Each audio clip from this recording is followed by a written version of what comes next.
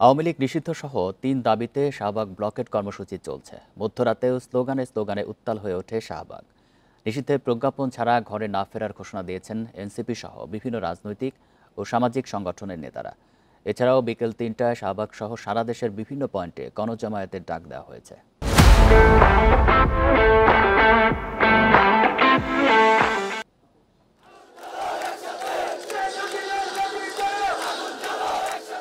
মধ্যরাতেও স্লোগানে উত্তাল শাহবাগ। এনসিপি, ইনকিলাব মঞ্চ ও অন্যান্য সংগঠনের পাশাপাশি দেশের নানা প্রান্ত থেকে জড়ো হন ছাত্র জনতা। আওয়ামী লীগ নিষিদ্ধের দাবি প্রতিধ্বনিত হয় স্লোগানে।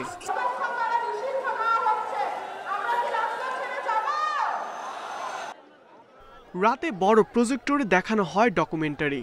সেখানে স্বৈরাচার সরকারের গত ১৬ বছরের গুম খুনের তথ্যচিত্র তুলে ধরা হয়। সবার সঙ্গে বসে তা দেখেন সমাবেশের ডাক দেয়া এনসিপি নেতা হাসনাত আব্দুল্লাহ। জুলাইয়ের আন্দোলন চলাকালে আবু সাইদ, মীর মুগ্ধ, ওয়াসিম সহ বীরদের স্মৃতি ভেসে ওঠে এলইডি স্ক্রিনে। এ সময় আবেগপ্রবণ হয়ে পড়েন অনেকেই। আওয়ামী লীগ নিষিদ্ধ না হওয়া পর্যন্ত অবরোধ চলবে বলে ঘোষণা দেন আন্দোলনকারীরা।